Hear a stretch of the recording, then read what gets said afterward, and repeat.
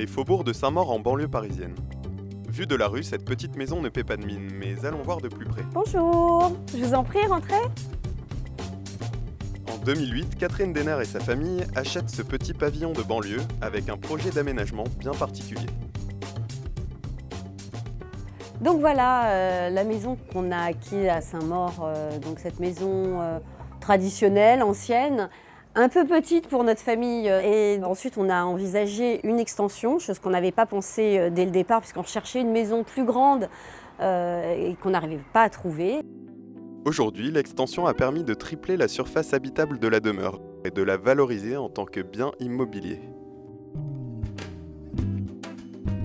Spacieuse, aérée, chaleureuse, la maison de banlieue a presque pris des allures de villégiature. Pour ce projet, les Denner ont choisi le bois.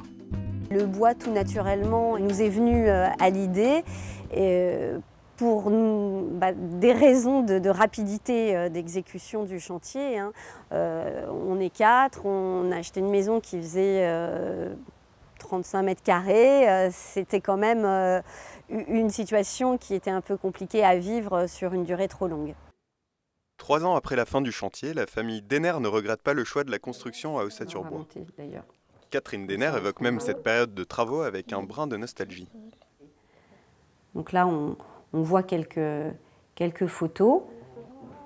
On a l'ancienne maison qui se trouve là. Et donc sur ce terrain, le projet d'agrandissement a pris vie dans notre tête. La maison a été conçue en usine, sur les plans de l'architecte. Elle arrive en panneaux par un semi-remorque, un truc absolument incroyable. Et les panneaux sont ensuite assemblés par une équipe de professionnels. Les choses vont finalement très vite. L'ossature bois permet des possibilités de construction simples avec des aménagements ensuite qui s'adaptent à tout type de personnalité. Discret à l'intérieur, très présent à l'extérieur, le bois a ici été mis en œuvre selon le désir des propriétaires.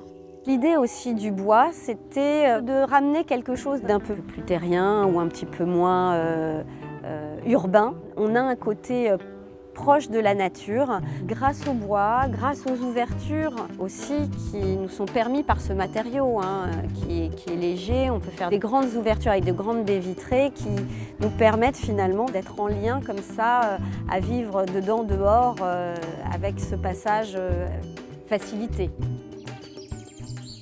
On est en pleine ville et en même temps, on a l'impression d'être complètement déconnecté du bruit, de l'effervescence d'une ville. Et le bois a aussi un côté apaisant que tout le monde ressent en venant ici.